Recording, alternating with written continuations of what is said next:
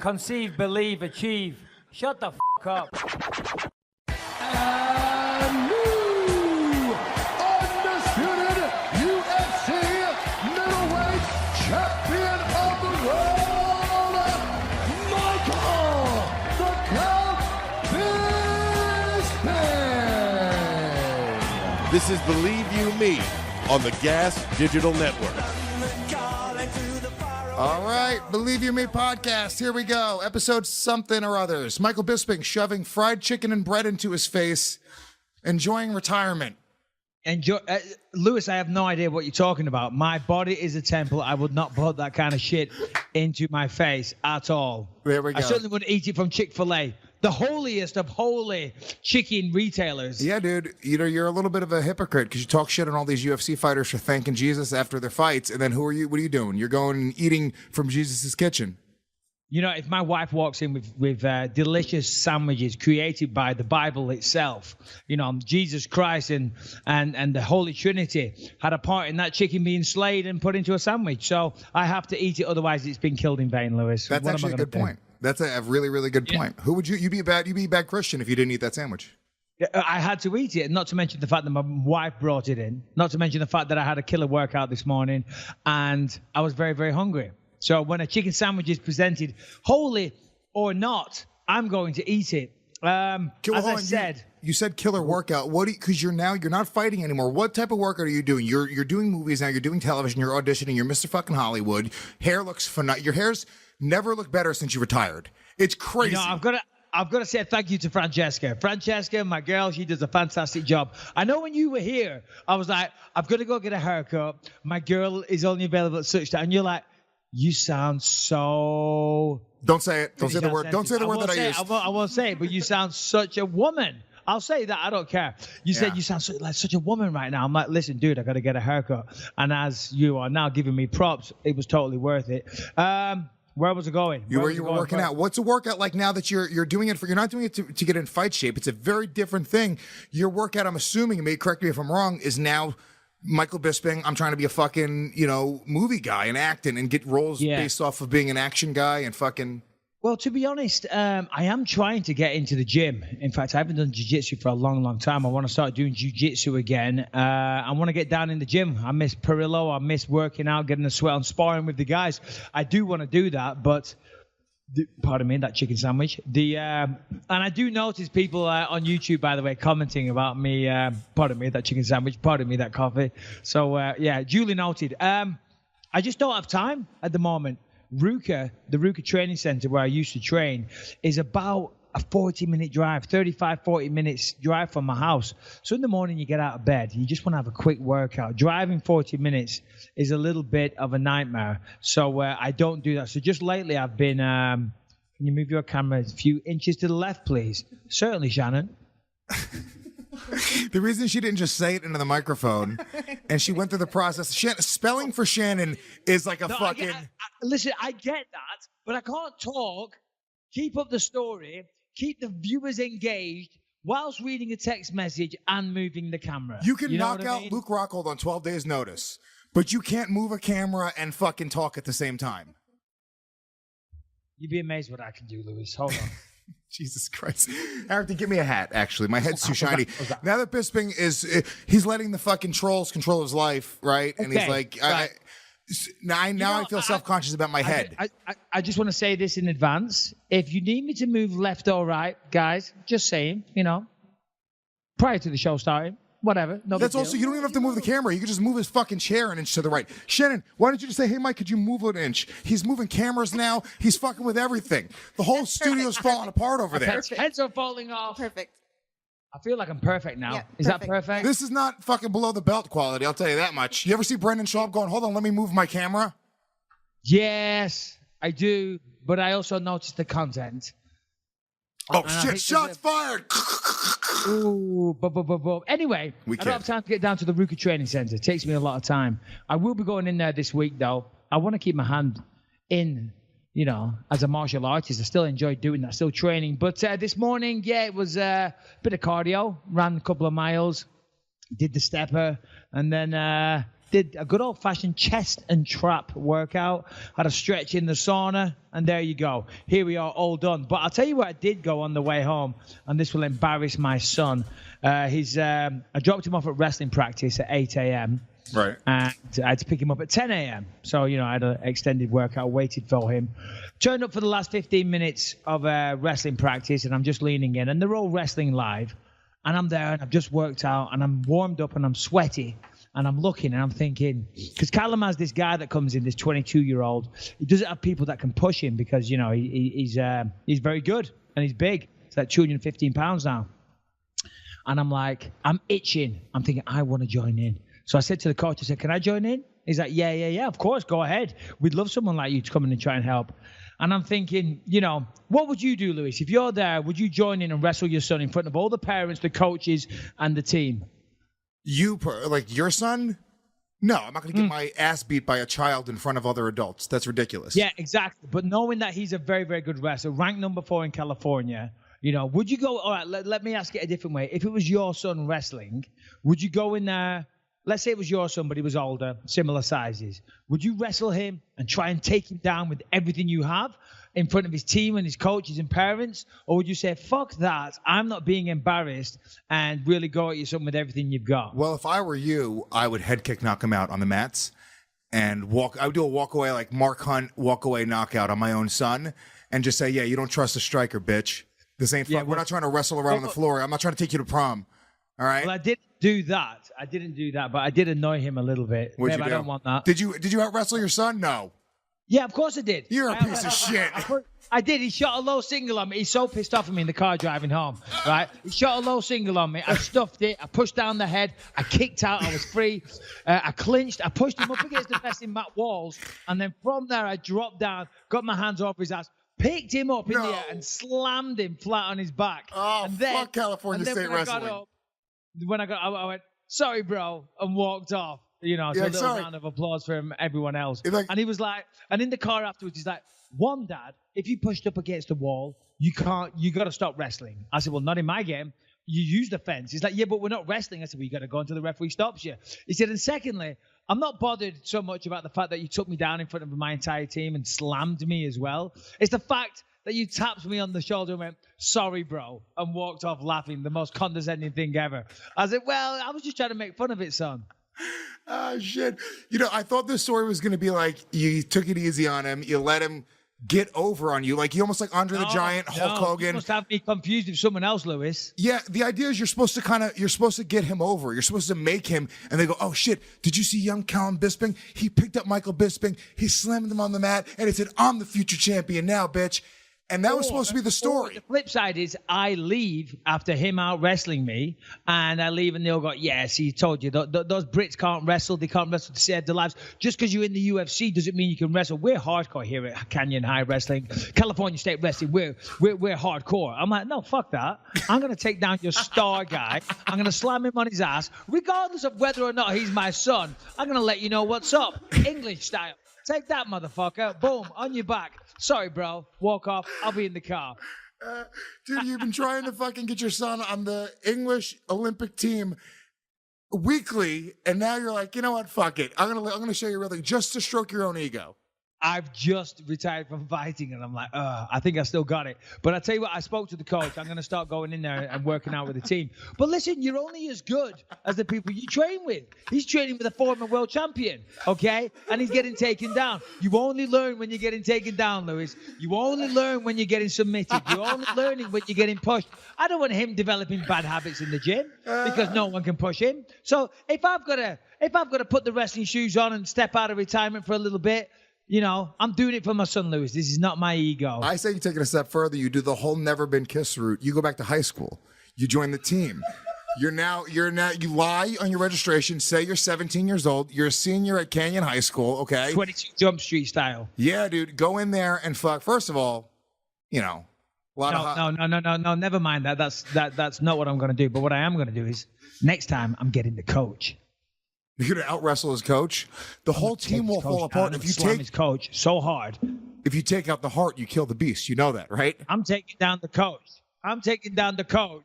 Get ready, coach. I'm coming. A British guy who's trained wrestling at best once a week for 3 years. Once a week. Yeah. I retired in November. You know, that's the last time I fought. I've been near an MMA gym, a jiu-jitsu gym since then. At your most active, how often were you training specifically wrestling? When I was in training camp, twice a week. Wow. And you just destroyed their. So forget your son. We're not even calling him your son. Their number one guy, star player. Athlete. You walked the in. Captain of the wrestling team. I walked in. I'd done 2 hours of training, Lewis. My chest and traps were very sore. Very sore. I was somewhat drained. I'd been in the sauna. I even had a recovery shake. But I went in, you know, I'm like, okay, I got to represent the UFC. This is what? I've got to represent the UK. I'm like, sorry, son. Family's out the window. When we step on the mat, it's fucking go time. Yeah. There is no family. There's no names once you're on the mat. And No. what would you say? 40% of yourself? 30% of yourself? I was taking it easy, buddy. I was taking it easy. I was doing who's that? Kamara Usman. That was me at 30%. Yeah. Jesus, That Callum. was me at 30%, buddy. Step it up, Cal. Not good. To be quite frank, Callum, I'm disgusted in you. He's no son of mine. I've disowned him until he can take me down. I'm disowned him I until he can't even look at him right now. He's up in his bedroom. I'm like, son, honestly, go up there, contemplate, think what you want out of life. Is this what you want to be? A one-eyed, washed-up ex-fighter that doesn't wrestle slams you in front of your team. You need to get a grip. By the way, you didn't even mention the fucking eye. You did that with one eye. One eye, buddy. It's amazing what I can do. You know, I was like, come here. Once let me touch you. Where are you bastard? Now, once I get my hands on you, you're fucked. You're like, is this even Callum? Is this even Callum? I don't even. Granny, put it down. It's an old lady. Oh shit! I was looking to my right. I apologize. Yeah. Sorry, my bad.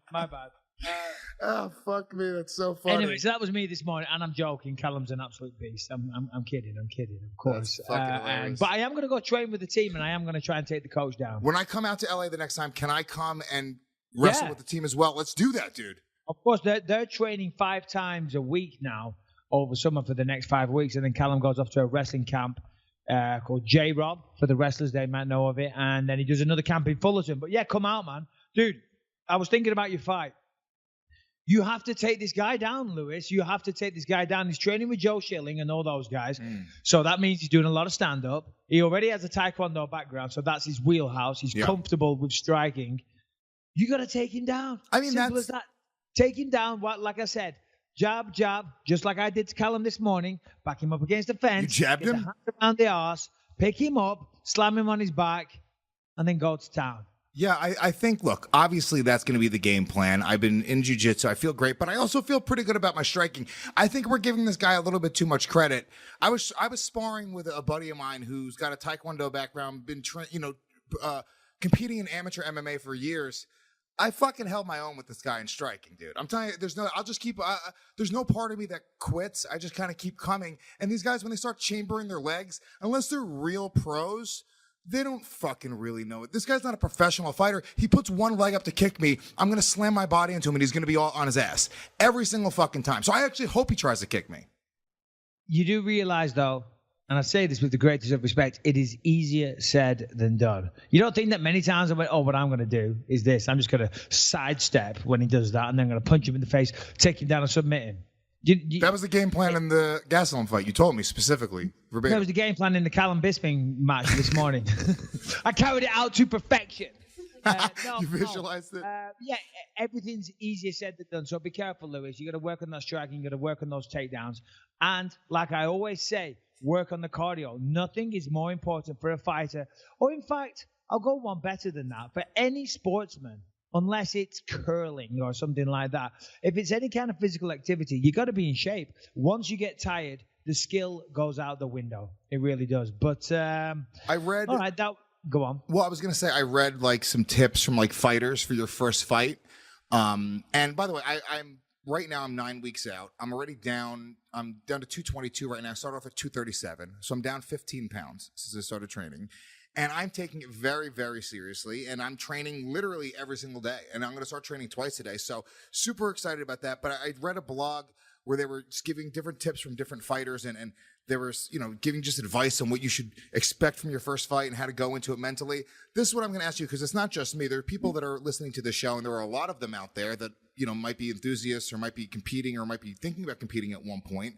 What is just a couple pieces of advice that you would give to somebody who is going in to their first mixed martial arts endeavor? And if you guys are just listening to this for the first time, I'm fighting for Ellis Mania, Jason Ellis show for SiriusXM. I'm doing a fight August 25th at the Hard Rock Hotel and Casino in Las Vegas against LA comedian Ryan O'Neal.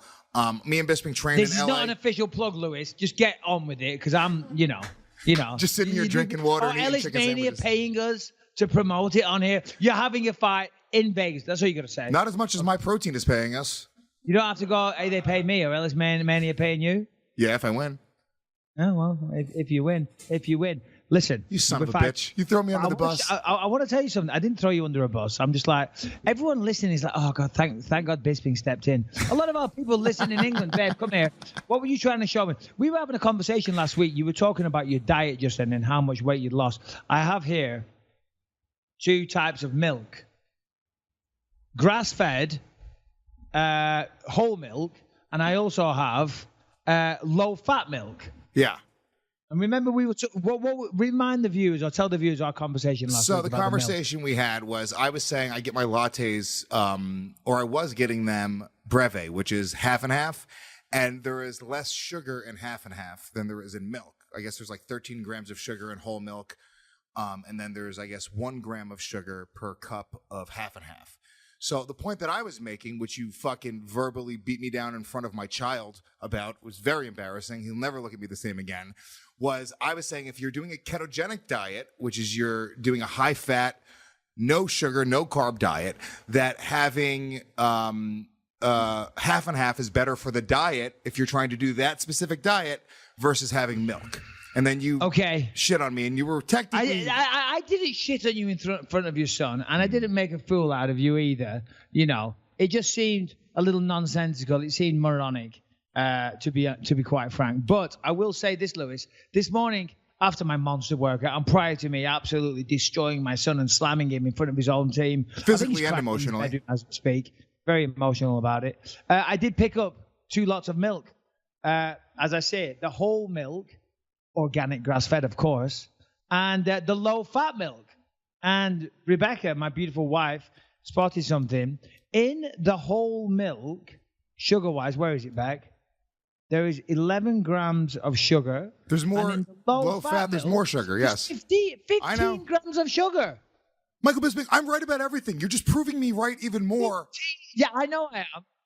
But why on earth is there more sugar in the low fat and more carbohydrates in the low fat? It doesn't say low fat but more sugar. Yeah. Well, that's a trick. And if there's a great... I want the same milk. I want this milk, but with less fat. I don't want with less fat, but yet let's pump in some more sugar. Well, that's how they give it more flavor. So when you take out the fat, it loses some of its flavor, so they put sugar in it to replace that flavor. It's just a different form of energy, whether it's sugar or fat. You know what I'm saying? And when you do a ketogenic diet, if anybody knows, you take out all of your sugar, all your carbohydrates, and you're living off of fat. So that's why you would do my latte breve style. And I'm completely right about this. And I hope the people that are listening... No, don't do the latte breve style, because, If Lewis, you're doing keto, I looked at you in a different light when you said, "I'll take a grande latte breve, please." Triple venti breve. Who are you? Who is this person that I'm coming to know? I feel like I know you. You come to my house, you bring your son, we have a great time, and I'm like, I like this guy. He's cool. He's even having a fight. We've got a lot in common. And then he's like, I'll get a triple latte breve, please. I'm like, whoa. Well, you just went down enough in my estimation. Dude, people don't know. I'm very bougie for a Puerto Rican that was raised by a drug addict and a dad who was stabbed to death. I like the finer things in life. I'm just not refined myself. So I like a nice fucking, sitting in a nice car, going to a nice, nice restaurant. I went to, where I went the other day? Hold on. You make fun of me for having a nice car. No, I make fun of you for having a douchebag car. I don't have a douchebag car. I have a very, very nice custom Maserati Quadruporte GTS that is a beautiful... it looks like a stormtrooper. Pull it up on the big screen. It's not a douchebag car. It is not a douchebag car. I'm sorry. Can I tell you why? It's a beautiful car. And it's an understated car. It's not like a Lamborghini or a Ferrari. It's a little bit more understated. It's a little more, less in your face and less douchey. That's why I got it. It's what you do with it. What is it? Maserati GTS, you said? A Maserati GT. What is it? GTS Quadruporte, but it's customed. Okay, don't pick up one of those stock images because it does not do it justice. Michael Bisping revs the engine real loud when he goes by you. He's got fucking... I don't rev. That looks nothing like my car. Please don't insult the viewers. The horn says Bisping. No, get him down. These aren't. No, you're right. It doesn't look good from here. It looks like an old lady car in these pictures. That looks like something Lewis would drive. I don't rev the engine. It's got a very, very loud engine, but I'm sure everyone didn't tune in to hear us talk about how good training is going for your fight. Is training going well for your fight, Lewis? Are you happy? Are you good? I feel incredible, dude. I really do. I feel more than anything else, what I'm taking out of this is I'm going to be literally at the end of this 3-month training, I'm going to be better able to take care of myself. I'm going to be in better shape. I'm going to feel better. I'm going to look better. I'm doing some training with my son. Like I brought him to boxing the other day and he had an amazing time doing it. He got really, really into it. This is a really cool thing, no matter, aside from the fact that I'm going to fight some fucking comic, If I was fighting an MMA fighter, I would understand everyone's concern, but I am just fighting a comic. Yeah, for sure. Absolutely. And that's about right, because at the end of the day, Lewis, you are a comic also. It would be ridiculous for you to go in there and fight a professional MMA fighter. I'm not saying that to try and be detrimental or, to try and be patronizing or nothing like that, but that's just the facts. Yeah. So, it's a bit of fun. I wish you well. You want to put your best foot forward, so you're training hard. But as I said, pardon me. People want to maybe hear about a little bit of MMA. So let's do it. At the weekend, there was Leon Edwards taking on Donald Cerrone in Singapore at 5 a.m. in the morning on Fight Pass. When you put all those things together, it's no surprise that I didn't see it. We didn't even know what was happening last week. We did a whole show and we were like, there's no fights happening for like 2 weeks. And we're like, oh, yeah. Do you want to know a record that I have that the UFC told me? It's like Fight Pass is great, by the way. I'm not taking a dump on Fight Pass. It's awesome, but it's kind of like a record that you don't really want to spout about too much. But I guess I had that many fights. But it's like, oh, Michael, yeah, you also hold the record for the most main events on Fight Pass. And so that means you mean the most main events where people didn't really watch. You got to turn it into a positive. You have a lot of records. Yeah. No, of course. It was a joke. We were kind of having a laugh about it. But it was on at 5 a.m. That's predominantly the reason I didn't watch. It is there to be rewatched at any time. But problem is with the internet, Twitter, all that stuff, I knew what happened. I know what happened. Apparently went to a judge's decision. Apparently it was a good fight. Both guys looked really good. Leon Edwards from Birmingham, England. Congratulations on getting the win over a true veteran like Donald Cerrone. Now, Cerrone... I didn't see the fight, so I can't break it down. I did see some reports. I read up on it a little bit. Apparently, Cerrone looked pretty good. He was doing well. We just get beat. Sometimes, just because you lose doesn't mean you're not fit to be in there. How many losses has he had recently? I think, guys? What is he, 1-3 in his last 4? Or okay, 1-4 in his last 5. Wow. Yeah, but here's the thing. He's a guy who, I remember Dan Hardy was a guy who I think after he fought GSP, he went on a big losing, skit. It was like 4 fights in a row that he lost, and everyone was like, when are they going to get rid of him? And there's just certain guys that are so entertaining and have a name, and they come in for the right price. They're not asking for millions and millions of dollars. And you go, why would they get rid of them? They're great competitors. They only lose to the best of the best, and they bring the best out of a lot of people. Hardy was a guy who I really thought brought the best out of people just with his style. He was super exciting, and he was a fun character. I think Cerrone as well. Anytime you see Cerrone fight, I don't give a fuck if he's fighting a wrestler, jiu-jitsu guy, striker. It's always going to be an exciting fight, and you're always on the edge of your seat because Donald Cerrone is a guy who can win from any position at any point in the fight. So, yeah, Cerrone, great. I guess they gave him a question about, thinking about retiring, and he said, I'm just going to keep on fighting until the UFC tells me not to. Absolutely. I fully agree with that. And I agree with everything you just said as well. Cerrone's been around forever. As you said, super entertaining in the pre-fight, in the build-up to them. He's not a big shit talker, but he's just got a cool swag to him. So he's fun to watch. And, of course, the way he fights, very, very fun to watch as well. And by all accounts, He was doing well on Saturday night, but he just lost the fight. Just because you lose doesn't mean you've got no place being in there. So, yeah, unlucky to Donald Cerrone. But I will say this, on a personal note, even though I didn't watch the fight, and of course Leon Edwards is a Brit, so therefore, I always cheer for the Brits. I kind of wanted Donald Cerrone to lose. Now, I don't mean I wanted him to lose because I like Donald. He's a great guy. Obviously, I've met him on many occasions. So I didn't want him to lose. But when I heard the fact that he'd lost, I was like, oh. And I was like, oh, well, there is a silver lining to him losing. Do you want to know what that is? What would that be? Well, I own the record for the most wins in UFC history. Well, actually, I'm tied with George St. Pierre and Donald Cerrone. And everyone said, wow, that's a pretty cool thing to have. And I said, well, no, because Donald Cerrone is much younger than me, and he's definitely going to break that record. He's going to get so one every more time win. he fights, he could have the record for the most wins in UFC. But fortunately for me, in my own egotistical, narcissistic way, he's lost his last couple of fights. That would have, maybe he should retire. He should retire. Let's thinking about it. Before you told me the story about you embarrassing your son in front of his coaches, friends, teammates, the entire school, I would have thought that was a surprising statement. I would be like, damn, Michael, that's pretty selfish of you. But now, knowing who you are at your deep down core, not only that, you're bragging about it. You're proud of the fact that you did this. I'm capable of anything. I secretly plotted to make sure Donald Cerrone lost at the weekend. But, yeah, listen, Cerrone, unlucky. Leon Edwards, congrats. I think Leon Edwards is doing really well. He's going to have a bright future. Co-main event was, what's his face? OSP, Vincent Prue, taking on Tyson Pedro. Tyson Pedro's star in the making. Unfortunately, came up short Saturday morning, pardon me. Got choked out, I think, or guillotined off OSP, so unlucky. But I didn't see the fights, so we won't spend all day talking about them. That was the main and the co-main. That's all I've got to say on that. But there is lots of fun things to talk about in MMA. Where should we start? Luis J. Gomez.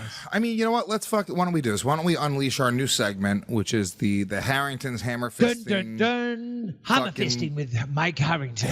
Look, Harrington's got a great podcast called Hammer Fisting. If you guys like what he does on the show, go listen to it. Whoa. So we're plugging the fucking Jason Ellis thing.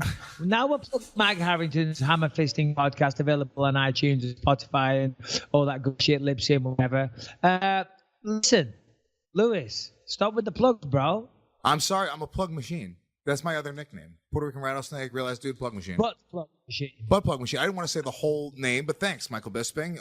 On the heels of gay pride. Wow. Okay, we're going to get into that, by the way, too. Michael Bisping really not breaking any stereotypes about UFC fighters and fans today. But Harrington, you got a podcast, Hammer. You really care. The difference between me and Mike Harrington. Hold on. Stop. When we said we were going to have Hammer Fisting with Harrington segment, we didn't say that every time we were going to break into a big promo for Harrington's podcast. Can we just go to the fucking segment? I do appreciate it, Mike. Hammer Fisting with Harrington. Over to Harrington. Bing. So, Mike, what you got? Well, Harrington jumps in. That's how it works. Can I tell you why I want to even I suggested the segment? Can we record this? Hammer Fisting with Mike Harrington. And then whenever we push that button, it just goes straight to him. Okay? Okay, I'm okay. You have that ready to go? She has sound effects, too. She can start using them regularly. Give me a sound effect, Shannon. Shannon, do you have an air horn right now? Yeah. All right, it's time for Hammer Fisting with Mike Harrington. It's lit. Oh, shit. Straight fire. Give me an air horn again. Whatever we have to do for me to have that sound effect at this end, I need that. I don't care how much money we're going to spend. I will invest thousands and thousands to have that here on. If you give Michael Bisping a soundboard, I can't do the show anymore. No, I can't. Anytime I'm talking or making a point, he's just going to hit it for fun. I know him.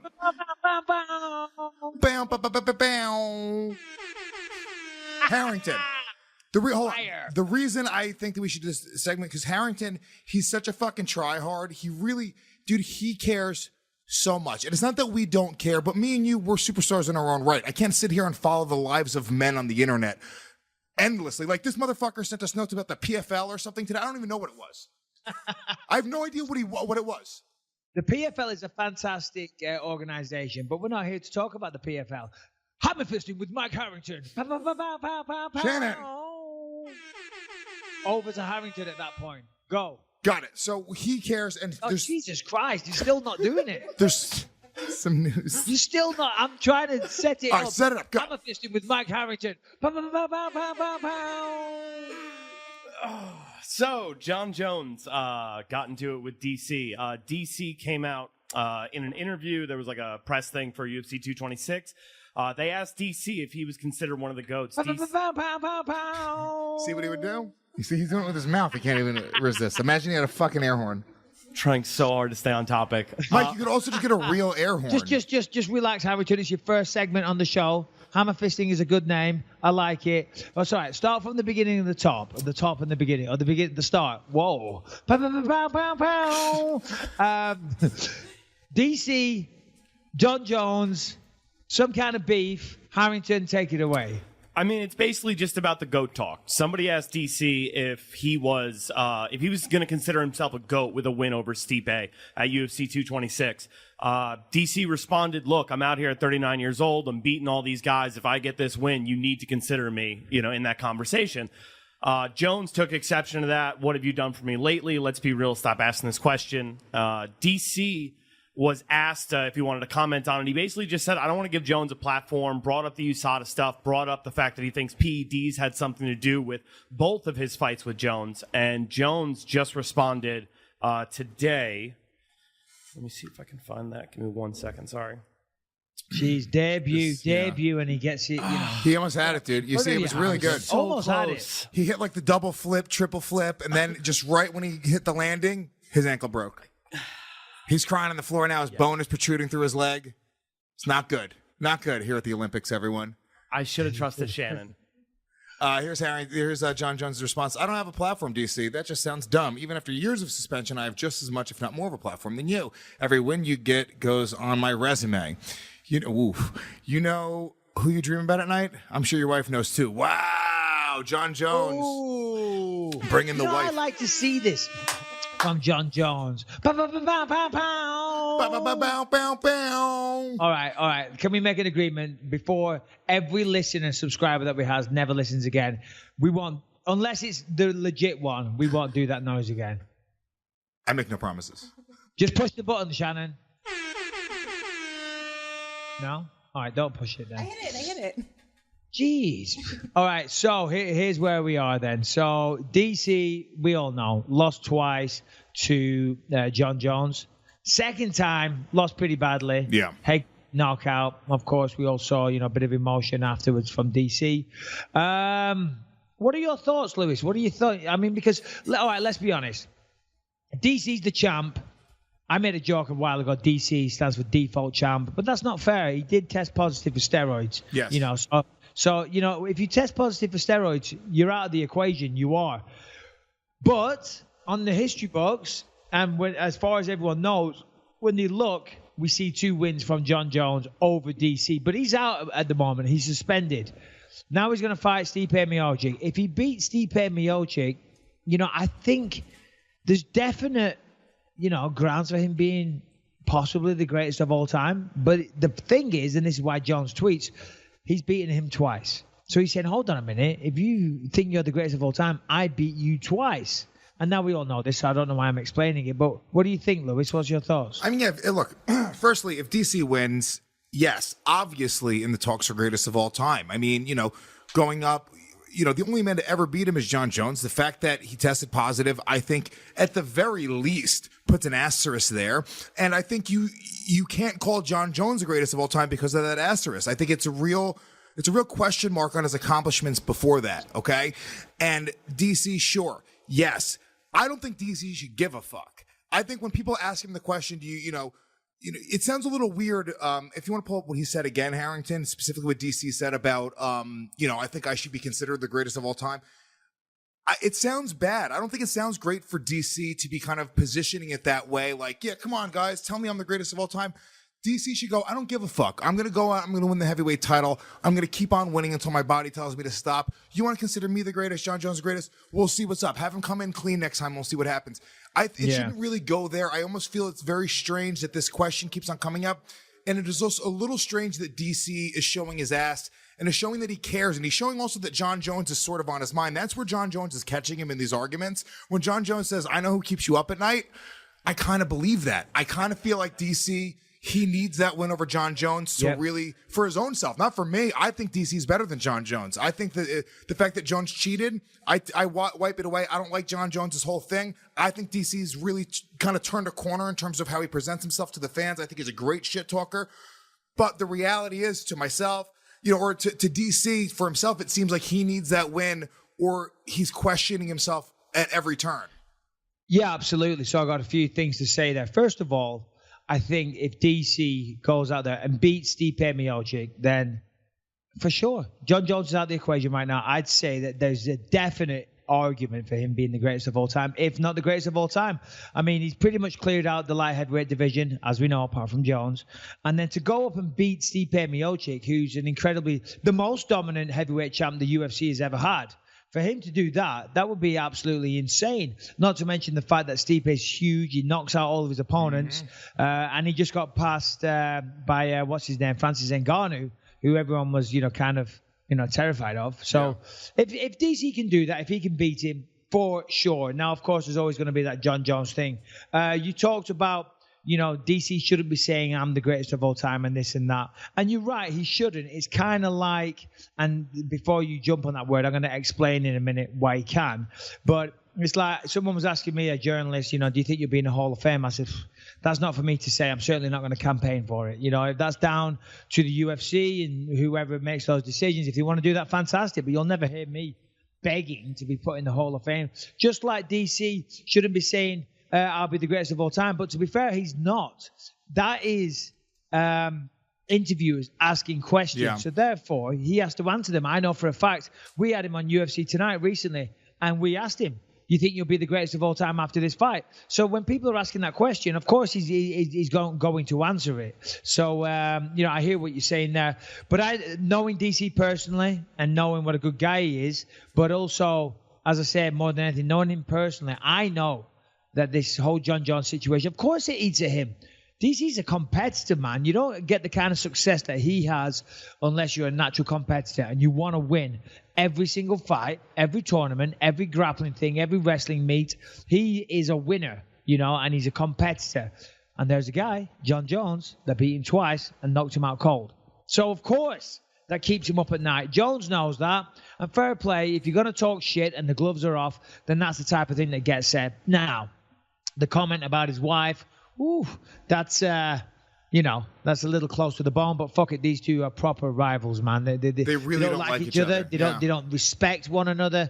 They really want to fucking go at each other. And I would love to see a third fight. Oh, me too. A third fight where John Jones is clean. Isn't that crazy though? That's how good they are at talking shit with each other. And that's how much a real bitter rivalry. UFC 71 bitter rivals.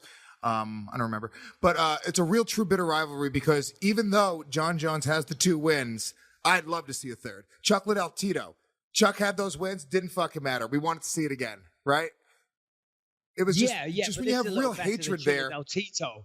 You can't put them in the same bracket right now. And no disrespect to Tito, no disrespect to Chuck Liddell. The 2 greatest 205-pounders of their era. Christ. DC, John Jones, 2 of the best pound-for-pound fights we've ever seen in our life. Now, of course, Chuck Liddell and Tito back in the day, they were monsters. But, dude, it's a perfect analogy. Perfect analogy. We're talking about the 2 best of the best at their time, the 2 best of the best at their time in the same weight class. Oh, God, give me strength. You can't compare the 2. I'm sorry. You cannot compare the 2. I'm talking about the rivalry and why we wanted to see. The third match of DC and Jones with the third match of Chuck and Tito. You just can't. Too much time has passed.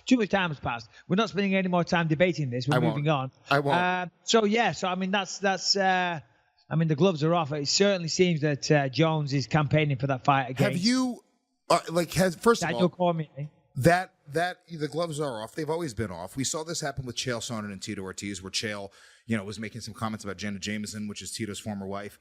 Have you ever? Which again, by the way, that comment was, I like Chael, but that was below the belt. It's fucking way below the belt. Yeah. Yeah, but have you ever disliked someone so much and because you said some pretty shitty stuff about Vitor. This is a great example. You hate Vitor. And there's some low-hanging fruit. There's some shit out there about Vitor and his family that you could take. You've never taken the opportunity to kind of really try to get ahead of him like that. Have you ever contemplated, not necessarily doing that, but has that ever been something that's consciously crossed your mind where you're like, oh, I could fucking say this and really try to hurt this guy? Saying something about people's family and their wives, I feel like it sort of steps out of the realm of shit talking in a fight. Yeah, but what you got to understand here is that Jones is trying to get that third fight against DC. When he comes out of suspension, whether or not he is suspended now or not, I'm not sure. I think we're going to get some clarity on that whole suspension situation soon. But when he does come back, of course he wants to fight DC and get the belt back. In his mind, you know, there was no steroids, according to him, and he beat him twice. So he wants to come out and get that third fight. He's probably thinking, hold on, there's a possibility that DC isn't going to give me that rematch because of the steroids. So by going there, by talking about his wife and really going, you know, delivering low blows, that might make DC think, fuck it, let's go, let's do it. Me personally, I've never spoke about anybody's family. I always keep it to the individual. You know, at the end of the day, the way I see it is if two people are going to fight, you can talk about them all you want because you're going to step into an octagon and, you know, you're going to get to fight. You're going to get to be punched in the face. Talking about the cornermen, talking about their families, children, wives. Nah. I think that's off limits myself. Has anybody done that with you?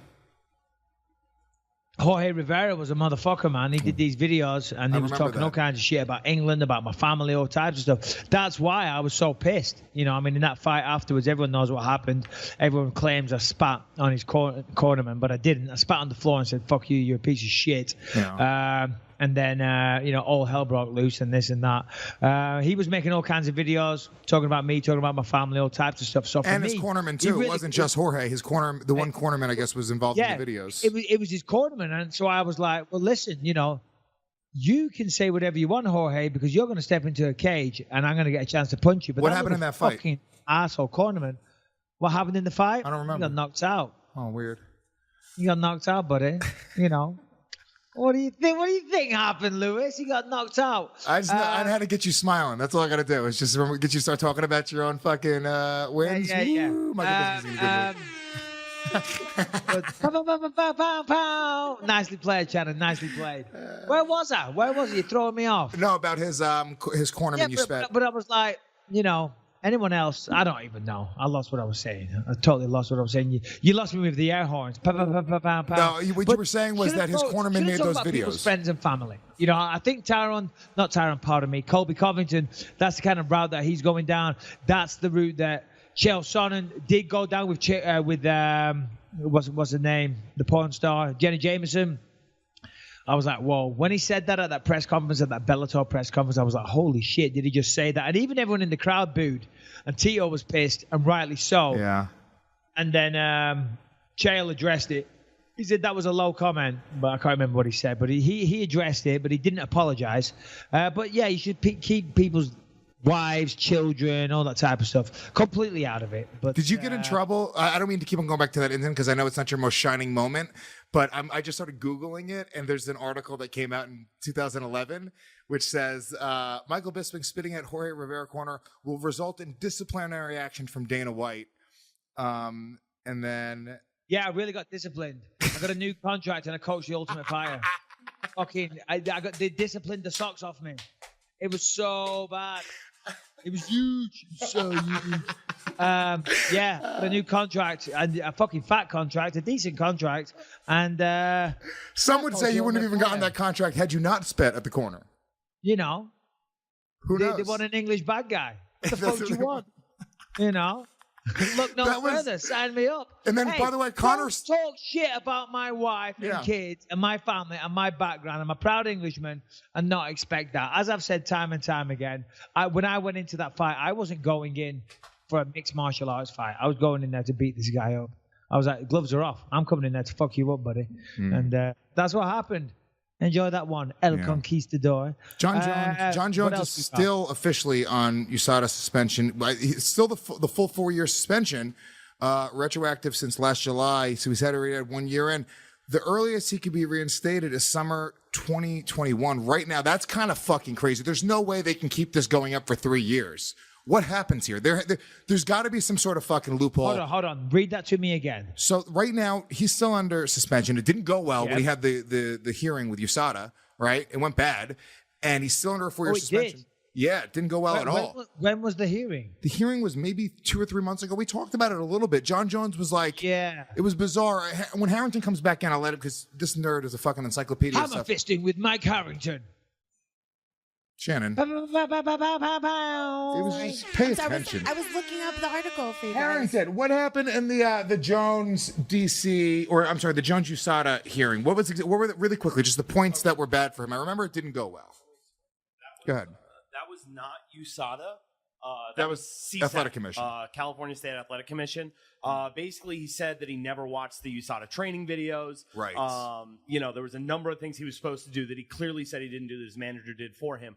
What I was saying, even signing paperwork, he said that they forged his signature. I remember this. Yes. Yeah, I remember what I was saying, this. that's the max punishment is the 4 years. USADA can come out and say it's 2 years, it's 3 years, it's 1 year retroactive. The max punishment for a second suspension is a 4-year ban. So we don't know. We don't know. His manager said USADA is supposed to come out with a decision sooner, hopefully, rather than later. And at that point, Jones can appeal. There has to be. I promise you, there's no way John Jones is going to be not fighting for 4 years. He'll get 2 years. He'll fight in 1 year. He'll have another year. He'll fight. There's too much money involved. There's too much shit behind the scenes. He's too big of a star. Look, I don't know exactly what happens behind closed doors. Maybe I'm a conspiracy theorist. You've never given me any indication that there's like crazy shit that happens behind the scenes. But I just feel like when there's enough money involved and they want to get some shit done, they just make it happen. And it happens. I don't know how. Well, what you're talking about there is pretty much how life is, unfortunately. And when you say enough money involved, another way of saying that is if you have enough money to have the best lawyers. Yeah. You have enough money to have the best lawyers, you make shit happen. You can get fucking off with murder. Look at O.J. Simpson. Yeah. You know what I'm saying? So I think, and I'm not basing this on anything that I've heard from UFC insiders or anything like that. I believe John Jones will get 1 year retroactive and will be fighting again soon. Wow. There's been whispers of him versus Brock Lesnar. That's what I think is going to happen. I think he'll be back fighting pretty soon. Yeah, I believe it too. I think Conor will be back fighting very soon. A lot of this, there's just too much. Well, yeah, Conor's coming back. Well, if we believe the rumors on the internet, to fight what's his face, Khabib pretty soon. Where did we see that? That's a good way to segue. Well, I know Khabib said he's back in training Jones. camp and he's working at the deal. Dana White said they're looking at Las Vegas for the fight. I mean, it's not even just seeing it. This is just happening. I mean, everyone, there's nobody hiding the fact that this is happening. This is just sort of being swept under the carpet. You know, a lot of people say Conor throwing the dolly in the window is the new spitting in the corner 2018 UFC. He saw what you did and the success you made for yourself. And he's following the same route. You know, it's a little bit bigger, but this is it. Conor will fight definitely by the end of the year. John Jones will fight. Spat on the floor. Yeah, I know. It was a corner of the octagon. There's 8 of them. No, it wasn't. I said, you're a piece of shit. That's what I think of you. Anyway. All right, let's talk about one of our incredible sponsors, which is Dollar Shave Club. Love Dollar Shave Club. The razors are really, really nice. My girlfriend stole my Dollar Shave Club razors, so I had to get new ones. But I use them on my head. I use them on my face. It's just a great quality product, forgetting the fact that they have everything else. They have shampoo, conditioner, body wash, toothpaste. They have everything you need to just have your bathroom completely filled up. And it's all great quality stuff. And it comes directly to your door. Shipping is free with membership. It's a pretty damn cool experience. In this day and age, Michael Bisping, you're a busy guy. You got a million things going on. You have time to go to the store and buy toiletries all the time. Isn't this a better way? I haven't got time to run down to CVS and pick up my shaving products or my Pulse Shave Balm or my amber and lavender calming body cleanser. I'm a very, very busy man. And if you are also a busy man, which I'm assuming you are, because it's a very discerning, select clientele that listen to this amazingly intelligent podcast, here's how you can get involved. Here's a great way to save and a great way to try a bunch of Dollar Shave Club products. For just $5, you can get their daily essential starter set, which comes with body cleanser, one wipe Charlie's, their amazing butt wipes, their world famous shave butter, and their best razor, the 6-blade executive. Dun, dun, dun. Keep the blades coming for a few bucks a month and add in shampoo, toothpaste, or anything else that you need. Check it all out. DollarShaveClub.com/believe. That's DollarShaveClub.com/believe. believe. All right, let's get back into it. Moving on, Colby Covington, Tyron Woodley talk. Did you see this week that they've been going back and forth? Yes. You know what's funny? This is the first time that I've sort of been hyped for Tyron Woodley. Because I've for him to win?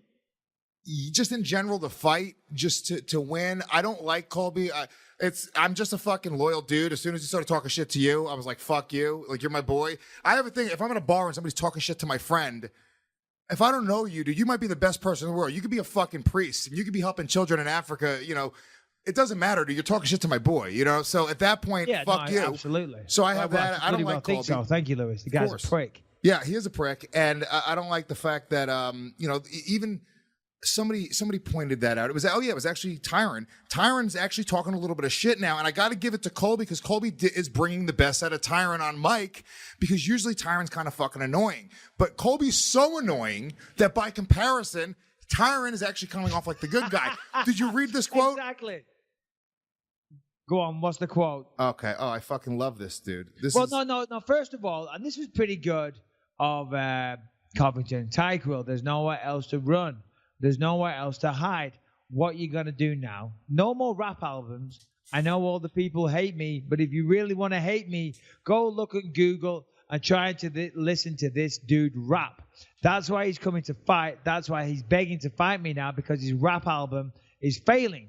He's got baby mamas to pay. That dude is a joke, man. His B-list acting career goes straight to DVD. It is no more. Don't worry, Tyquill. I'm sending you to sleep for good, motherfucker. Now, I didn't know that Tyron rapped. Do we have any of his rap? Yeah.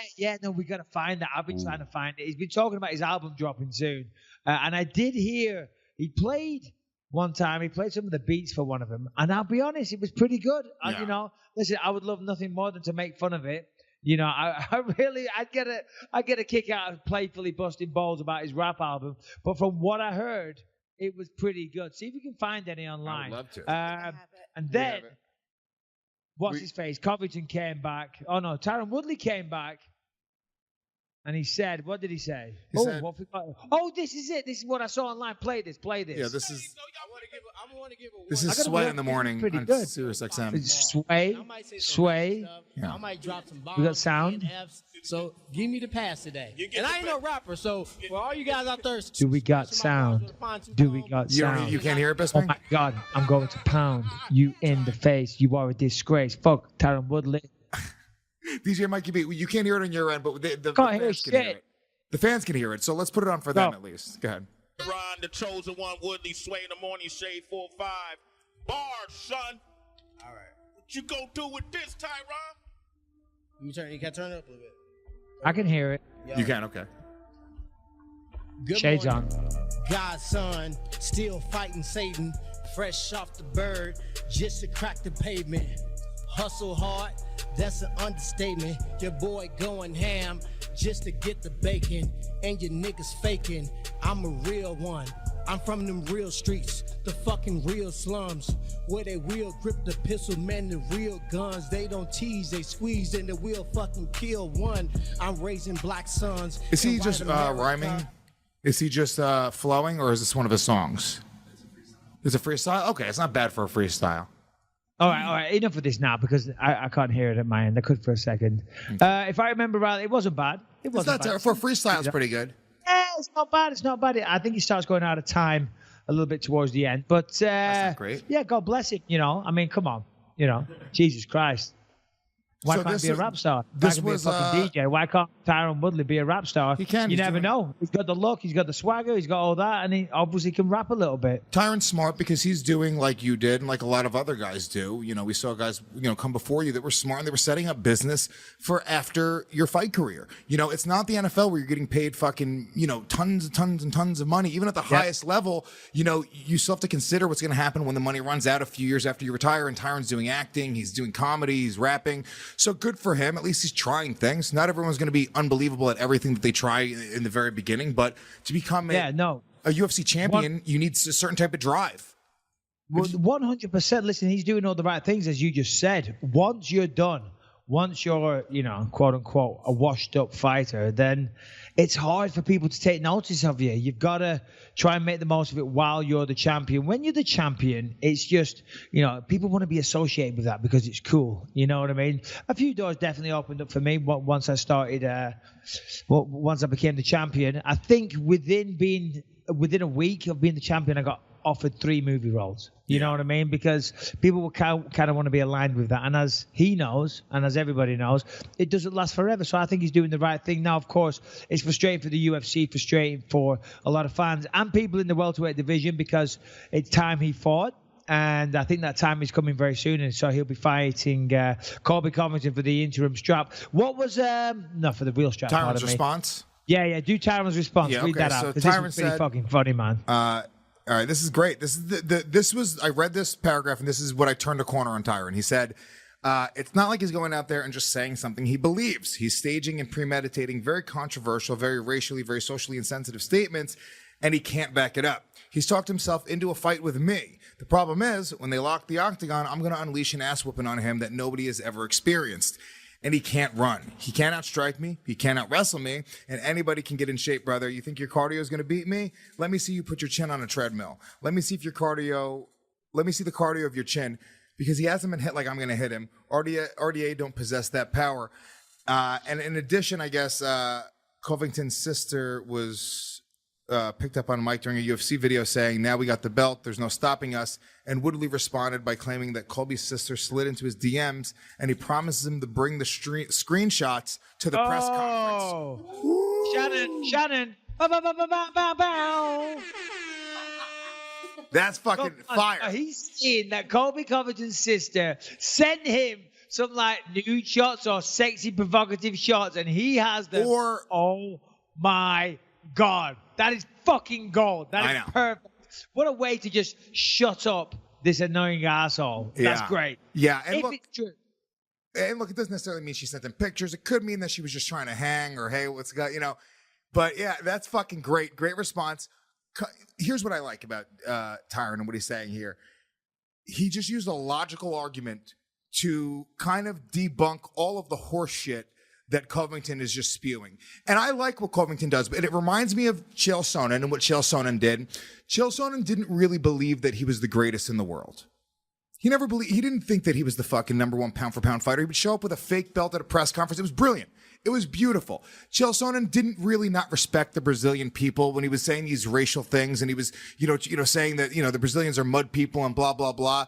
He was kicking up dirt and he was creating, a character for himself and building this, thing. The difference is, and this is a huge difference, Chael is very likable. There's a factor there where Chael, there's something to him where you go, I like this guy. He comes off like an everyman. He doesn't come off like the elite fucking, dickhead wrestler. There's something about Covington that you don't root for him. So when he's doing this in conjunction with his grating personality, you're going like, dude, it's not working and it's making people hate you. Whereas people kind of like laugh at Chael and go, this is hilarious. He has a fake belt and he's sitting there next to Anderson Silva. That's crazy. It was the funniest thing on earth. He brought a fake belt to the press conference when I fought him, UFC on Fox 2. And obviously I called him out on it. I said, you can get those for $29.99 on eBay. Chael this week, and you're right. I agree with everything you're saying. I was going to go off on a tangent there about Chael Sonnen. But Chael is a very, very likable guy. Very likable guy. But he did a video this week directly directed at Brendan Schaub. I don't know if you saw it. It was about... Oh, Rogan, yes. Schaub and Rogan were talking about Colby Covington and talking about what he's going to do in the fight. And he said, we all know what he's going to do in the fight. And then Chael's response was, we don't all know. We don't all know. You can't go out there and say that because only hardcore fans know. And hardcore fans only make up 15% of the entire audience. So, I don't know. It was a whole tirade of abuse, in short, directed at Brendan Schaub, which was pretty funny. So I'm pretty intrigued to see what Brendan Schaub's response is going to be because I'm assuming there will be one. But, yeah. I like Chael. I like Brendan. I only met Brendan once. And obviously I like Rogan as Brendan's well. Brendan's a good guy. Brendan's a really good dude. He is. I think that, Chael's really sort of, he's carved out an amazing little thing for himself with the podcasting as well. We got to get him back on because he's doing a new show. Hold on. This is what I was going to say. This is the reason I brought that up, because you were saying he's very likable and this and that. But on this piece where he directs, some shade, shall we call it, at Brendan Schaub, he then goes on to say that he is the greatest entertainer. With all seriousness, with every piece of it, he said, listen, everybody talks about Conor McGregor. Before Conor McGregor, there was one person. It was me. I am the only person. I'm the greatest speaker. I'm the greatest entertainer. So all you other people bow down and this and that. But he wasn't saying it tongue-in-cheek. He wasn't saying it for jest. He was deadly, deadly serious. He was talking about how he changed the game when he first went on the Jim Rome show. And the only other MMA fighter on there before him was Brock Lesnar, who got 2 minutes of airtime. And then he walked off, right? He got 6 minutes of airtime on the Jim Rome show because he went on there with things to say. And I'll be honest, as outlandish of a statement that is, I do agree with him somewhat. Because Chael was a guy, all of a sudden, he wasn't the best fighter in the world, but he was being spoken about everywhere. And as he says, I mean, it did irk a little because I was around at that time and I was talking shit, but I wasn't coming out with the outlandish, over-the-top shit that Chael was. You didn't talk yourself into a title fight. You know what I'm saying? No. Chael literally, coming off of 2 losses, got a title fight in a weight class higher than him that he talked himself into against John Jones, who is debatably the greatest of all time. Chael, there's this. Yeah, hold on. There was some surrounding circumstances with, if you recall. I think Dan Henderson turned it down. Or somebody was injured, and they needed somebody to step in last minute. So that's why Chael got that title fight. But you're right. He did get a title fight at a weight class above him, coming off a loss. What I'll say about Chael, kind of echoing what you just said, is that at the very least, it's up for debate. At the very least, right, there are guys, whether it's the early era, guys like Tito, then going into kind of the mid-era, like guys like you and Chael, and now in this new Conor McGregor era, it's like, yeah, I don't know. There's a debate. If somebody said, is Chael Sonnen the best shit talker of all time in MMA, the best entertainer, quote unquote, in all time of MMA, there's a healthy debate that somebody can sit down and point out facts to say why they believe that, and it's not crazy. Do I necessarily agree? No. I think that there are a lot of guys who do it really well, but I think he's up there. I think there are guys like Nick Diaz. And Nick and Nate are guys that it's a different type of shit talking. Anytime they're on microphone, I'm so engaged with what they're doing. Nick is ADD, he's all over the place. His eyes don't ever focus, but I just kind of hang on what they say and what they do because it's so real. Why are you going to talk shit about people's eyes, Louis? Fuck it now. Thank you, Shannon. No, shots fired. No, you're right. You're absolutely right. And I would be remiss to mention Conor McGregor's name right now. Of course. We can't talk about shit talkers without bringing up Conor. Chael, definitely one of the greatest. And rightly or wrongly, love him or hate him, Conor McGregor. Conor McGregor, very, very funny, very engaging, charismatic, and hilarious. Cuts people down, with great ease. So him and Chael, I would say, for my money, Chael and Conor would be at the top of the list. All right, Mike, real quick, we have Stipe versus Daniel Cormier coming up in just a couple weekends now. We got to talk about Bet DSI, who's been so great to this show. Love Bet DSI. They've been with us for months and months and months, basically since the beginning of the show. They make gambling easy. They've been in business for over 20 years. BetDSI.com is the website. They're top rated on most of the business review sites that you could find.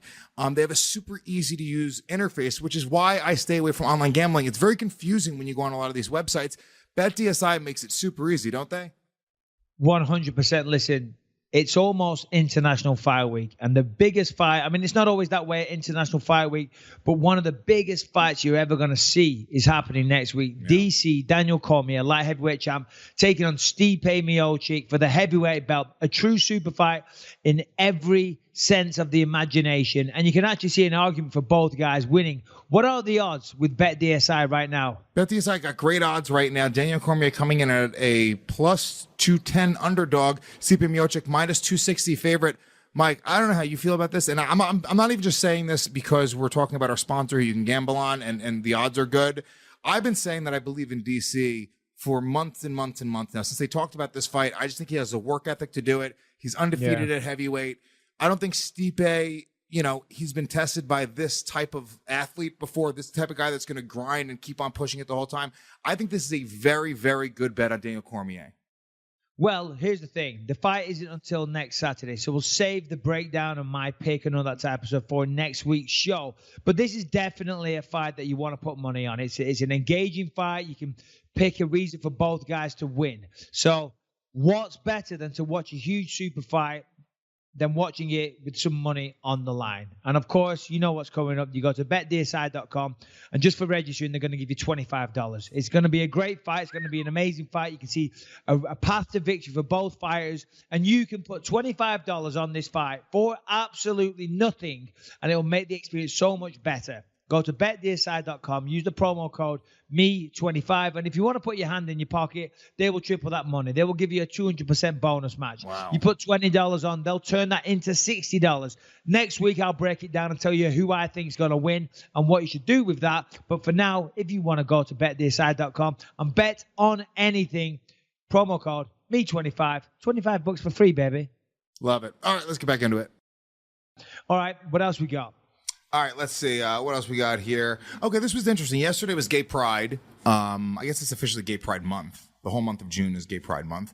And in New York City, or I guess all over the world, they have these Gay Pride parades, right? Yeah, I was at one recently in... that was just a Tuesday night. Salt Lake City. So, okay, did you really go to one? No, I was in Salt Lake City and Gay Pride was on. I was like, why is everyone around here walking around with like lace vests and angel wings on? Yeah, and I'm like, they're really liberal in Salt Lake City. But no, it was Gay Pride. And I joined it. And I put on the angel wings myself. You had to do a little dancing? Very masculine. Why not? DJ Mikey B. So, yeah, look, I live in New York City, and Gay Pride takes over the city the day. And I brought my son. I was boxing yesterday, and I brought my son to boxing with me, and it's in Chelsea, and Chelsea's a particularly gay neighborhood. And it takes over.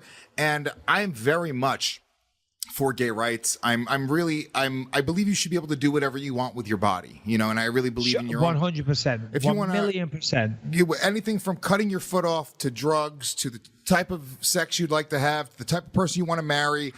I think that it's your body, it's your right. I really, truly believe that deep down inside. And I have so many gay friends, I have trans friends. I went to dinner with my trans friend the other night. I mean, I'm as open-minded as they come with that stuff. It's weird though, because after I had a kid, I did get a little bit more conservative to a certain degree because I'm bringing him through Chelsea. In what sense? I mean, there's just like dudes wearing ass chaps and thongs just walking down the street. Yeah, no, you're right. Girls just for public decency, you're talking about. Yes. Which, I'm all for that. I mean, I'm as liberal as anybody, which is surprising maybe to some people. And I agree with what you said. I think it's absolutely ridiculous. You touched on drugs there for a second. It's ridiculous that a high percentage of people in prisons are full of people in there on drug charges, which is absolutely fucking insane. Psychotic. Listen, if you want to go out there and take drugs, you know, that's up to you. Go and enjoy yourself. You know, as long as you don't operate a vehicle. As long as you're not making a scene, a public disruption, you're not attacking people or anything like that. What goes on in your home, in privacy, you know, you shouldn't be made a criminal for that. Also, you know, if you want to go out there and be gay, trans, whatever, good for you. God bless you. Yeah, and that isn't a believe you me, God bless. That is a true, heartfelt God bless you. So you're talking about Mike Bone, MMA journalist. What happened, Lewis? So, okay, Harrington, you could actually probably shed a little more light because I guess he's a Well, guy... this is the perfect time for it to be hammer fisting with Harrington. The UFC posted this onto their Instagram, which was an image of Tisha Torres. Pull it up on the screen, Shannon. And in the middle, I thought this was primetime Kevin Lee, but apparently it's not. This is another female. I'll be honest. I thought it was Kevin Lee also. Yeah. I had to do the zoom in. Yeah. I thought, oh, it's not Kevin Lee. Who is that? That's, what's her name? Harrington? She's a fighter, isn't she? Yeah, Sarge in Charge. Eubanks. Sarge Eubanks. She was on The Ultimate Fighter. Yeah. And then shit, we're all going to hell now. Another broad. No. So I said another broad. I'm glad I don't have anything really to lose. I can say whatever I want. I do, but I thought it was Kevin Lee for a second because he wore one of those headbands at that press conference, and he had the glasses on. It looks just like him. Kevin I swear Lee. to God. And they both got brown skin, you know. So I'm like, oh, it's Kevin Lee. God bless him. So I'm like, no, it's not. It's a woman. Shit, we're going to hell. UFC repost Tisha Torres. Happy Pride Month. Tisha Torres is a lesbian. I'm assuming these other girls are as well. Or not. Maybe, whatever. Oh, by the way, somebody else wrote, is that Motown Phenom in the middle? One of the other Oh, there you go. Perfect. Because I thought it was. But that's not why we decided to bring this picture up. Yes. Go ahead. So Mike Bone, who is an MMA journalist, MMAJunkie.com, USA Today, he pointed out, pull up the actual tweet from him. He said, if you need another reason to be embarrassed to be involved with MMA, go read the comments of any of the UFC's social media posts about Pride Month. Truly sickening. By the way, for the video watchers, you can see Michael Bisping in his boxers right now. His hair is fucking done. He's wearing a stylish $40 t-shirt. But he's in his fucking boxers from the waist down. What are you doing? What are you hiding in the background? What the fuck was that? There's one of those knives in the background that the sun is directly reflecting off, and it's been driving me crazy the whole fucking time. I thought you noticed. You know what? Just to make it easier, I'm just going to face him down. Simple as that. I thought you noticed that you had Nazi memorabilia on camera, and you were like, oh, I better hide that. Hey, we don't joke about that shit, Lewis. Yeah. Where were we? Please continue. So, yeah, this is Mike Bone's comment. If you need another reason to be embarrassed to be involved with MMA, go read the comments of any of the UFC social media posts about Pride Month.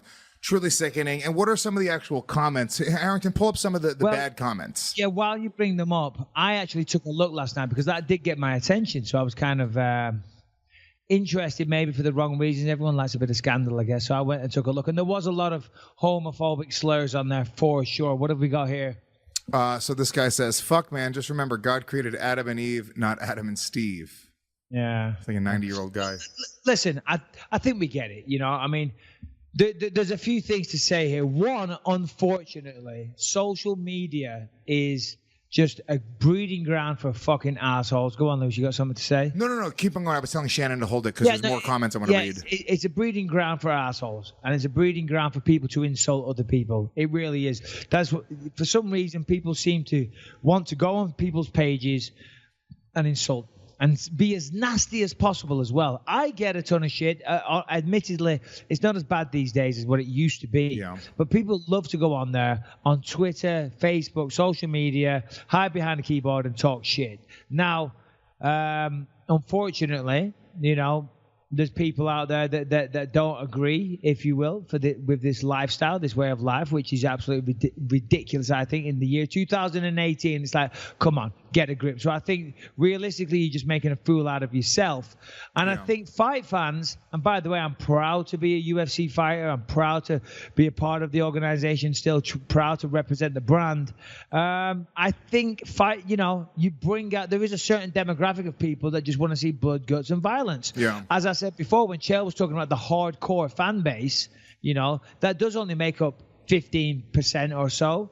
There's another 85% that are casual fans, and there's another 85% that probably still click follow on an Instagram page and choose to hide behind a comment and talk some shit and try and be as nasty as they can for the sake of it. Yeah, I agree. And the fact is, I don't know that this is a UFC specific thing. I think this is probably sports in general. I think if the NFL posted a pro gay pride thing, you'd get a lot of fucking dudes that are in the middle of the country who are not used to dealing with homosexual people on a daily basis. Look, LA and New York, we're all fucking, of course me and you feel this way. This is fucking, this is where we live and we thrive and we interact with these people every day and we're friends with people like this. And somebody in the Midwest who's never met a gay person and is afraid because they're homophobic and they were taught as a child that gay is wrong and that God is right.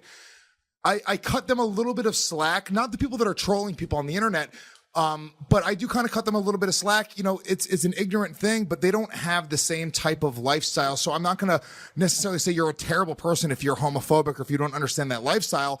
The people that are coming on the internet and doing this, it's the age we live in. Go onto YouTube. Any subject you look at in the world, go look at the YouTube comments. There's going to be people saying visceral, fucked up, hateful shit, and you could fuel it like Mike Bone does by tweeting about it and going like, oh, well, this is so horrible. Look at the UFC fans, which is bullshit. It's not the UFC fans. These are fucking dickheads on the internet. That's all it is dickheads on the internet. That has nothing to do with the reflection of MMA fans at all. I really don't believe this, okay? You go to a UFC event when there's women fighting in the cage, it's crazy, dude. Yep. The people are losing their minds. There's nobody going, boo, get these girls out of here. If there's a fucking lesbian, nobody's going, what a dirty It's not happening. The UFC fans that I've met, really fucking cool, really inclusive, black, white, any color. Dude, I'm a brown person. I sit in the middle of a UFC event. It's a pretty amazing thing. I thought nobody was going to swallow women being in the UFC. And now people get more hyped for Cyborg and Ronda Rousey than they are for half of the UFC main events that we see with guys. So you can't tell me that UFC fans or MMA fans, you're going to paint a brush that, they are bad. It's another reason to be disassociated with them. That's fucked up because I don't believe that. I think that there's dickheads on the internet and they should be called out for that. And that's all they are. 100 wholeheartedly agree with everything you just said, and thank you, because I did say I guess there is a certain demographic of UFC fans which are that have these kind of beliefs, but you're right, it isn't that. It is across all sports, and it's across the human race and across planet Earth. You're right what you said about some people maybe coming from small towns in the middle of nowhere that aren't exposed to something like that. Maybe you can cut them a little more slack, because if they've never seen it, it just seems like these small towns in the middle of nowhere, maybe they don't have a healthy cross section of people there, but maybe they get a little slack, but not if they're going to get online and talk shit. Not if they're going to be nasty and ignorant and insulting for no reason. And I think the fact that people do that, I think it's just more of a reflection on themselves and how pathetic their lives are. I think it's just so funny. Everyone that talks shit on social media, everyone that comes to my page, your page, YouTube, anyone else's page, and sits there and writes out a really offensive comment to somebody that they don't know. They don't know these people. But yet they're going to sit there and going to write out these long messages. I get private messages on social media every day, on Instagram, and you look at them, and some of the venom that comes out of these people, it's like, holy fuck. I would have to hate somebody to say that to them. We have never met. And in your spare time, you're going to go to a computer or your phone. You're going to go to my page, and you're going to write out this nasty abusive message, or you're going to go to a UFC page, you're going to write gay slurs, homophobic slurs, and just talk shit. It's like, is your life that sad? Is your life really that sad that this is how you're spending your free time? How about go out there and be positive, be creative, just be nice, try and spread love, peace, and happiness. Like, I'm sitting here and we talk shit and we have a laugh and we're being controversial, but we're just trying to have a laugh and have a good time. And the general nature of this show is very upbeat, it's very jovial. There's that word again. But it is. But these motherfuckers, there's a lot of negative assholes out there. If you are one of those negative assholes, take a long look in the mirror, because realistically, you're only mad at yourself. And that sounds like something that your mother would say or a therapist might say, but there's got to be some reason why you're out there spreading such fucking negativity, man. Yeah. So get over it, get over yourself. Yeah, and the reality is, when you're writing a message like that, I've been in, the reason I quit Facebook was because I was getting into these stupid Facebook arguments with people in the comedy scene. And, I say and do controversial stuff sometimes on my shows. And, there's a whole SJW culture in the comedy scene, and people get very upset, and there's these back and forth little wars. And I'm finding myself writing stuff and getting to these arguments with people, and I'm going I feel really shitty in that moment, even if I'm right, even if I'm 100% right and I feel justified. The feeling that I have is a very dark, negative feeling as I'm trying to hurt this other person. Think of the last argument you had with a person in real life and how you felt when it was happening. Even if you're winning and you're right and you're justified, you feel pretty shitty. And I think a lot of the people that are doing that, that's how they feel at all times. They're in a negative place, and they need to sort of, it's bully mentality. You need to kind of pick on somebody else to sort of make yourself feel better. And what it is, but it is not MMA specific. Actually, Harrington just sent me this article, which I thought was really interesting. This is from 2 years ago. June is LGBT Pride Month, and the NBA rolled out a Pride team shirts, and hateful trolls are throwing a fit. And then it has a bunch of tweets with people saying horrible stuff about the NBA and why should anybody care, and God hates fags and blah, blah, blah. So, yeah, once again, we can wrap up this section. Mike Bohn, I don't know him. I'm sure he's a great dude. Yeah, no. Mike Bohn is a great dude, and he's a very, very good journalist as well. He's at ESPN, I think he writes for. He's very good. Very good guy. No, MMA Junkie. Nice guy. He's always, pardon me? MMA Junkie USA Today. MMA Junkie, pardon me, USA Today. He's always been good with me. I've always given him time, and he's always written somewhat complimentary things. The interesting part of that tweet was, if you need any further reasons if you need any more reasons to be further embarrassed by your involvement in MMA, I want to know, what are those other reasons? What do you think he's getting at there? I don't know. I mean, really, it's what it is. It reminds me of white knight beta dudes who are going, look, ladies and gays and blacks, look, I'm on your side. I'm assuming it's a white guy, Mike Bohn. Yeah. Yes. Yes. So it just kind of reminds me of that attitude. And you're right. What are the other things? Why would you be embarrassed to be associated with MMA fans? What do you want me to say, dude? Yeah, I like tattoos and fucking. I think what he means is, sorry to cut you off. I think it means there's a cross section when you go to a UFC event or any MMA event. There's a cross section of people there that are hammered drunk. Probably having a great fucking time.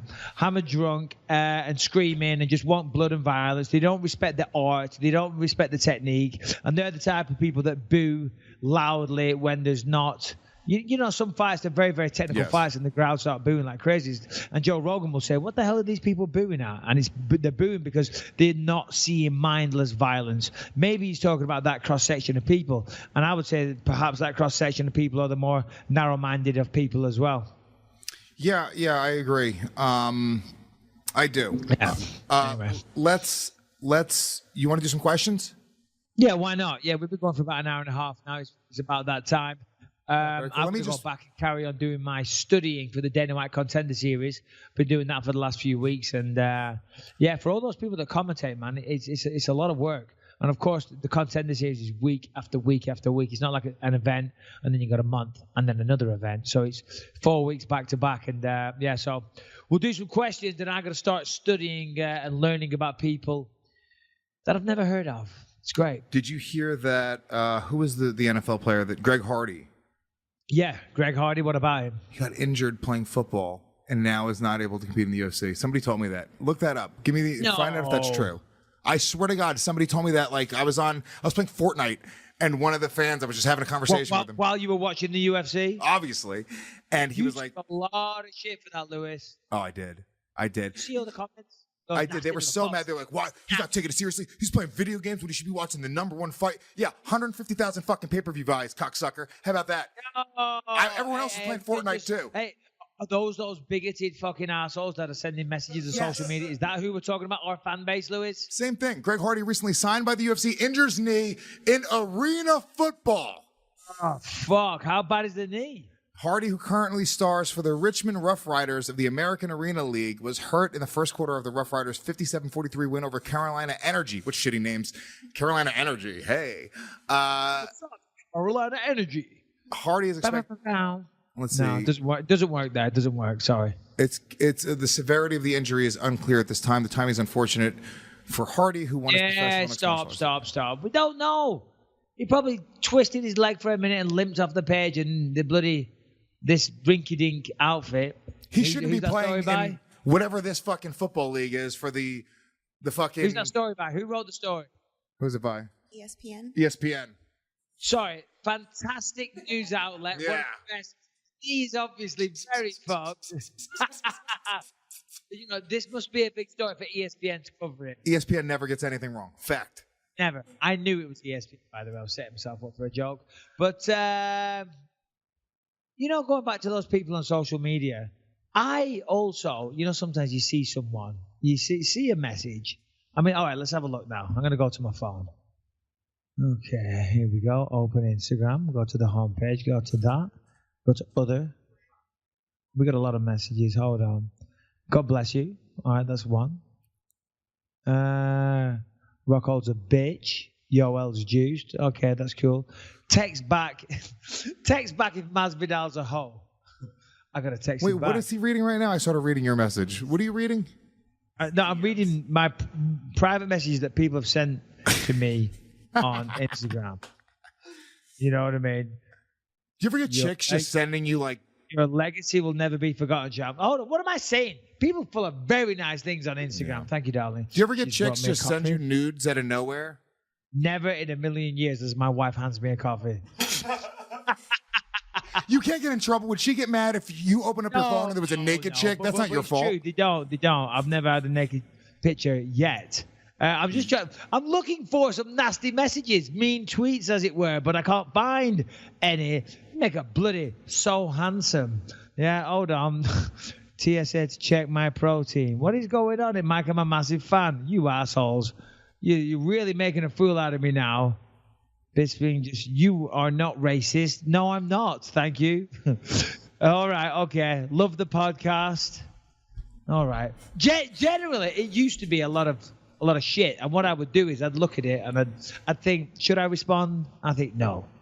And then sometimes there'll be a message that's particularly, they might strike a particular nerve, and I'm like, okay, they're going to get a response. And then I click on their profile and I see them, and I have like obvious ammunition to go at them. Yeah. But I don't do it. I think, no, I'm better than that. I'm better than this. I'm not lowering myself to their level. And of course, that's what they want. They want you to respond. As they say, don't feed the trolls. Don't do it. But if you're a decent person, don't be out there insulting people for the sheer fucking sake. Well, what they do, it's so funny as it relates, like with me. And look, I really don't. I lean into my personality. I could have lied. I don't think people realize, like, right? We could easily just lie, say, oh yeah, I watched the fights. I don't have to mention playing Fortnite. I know I'm going to get, people are going to be pissed off that I decided to play Fortnite but I'll lean into it a little bit.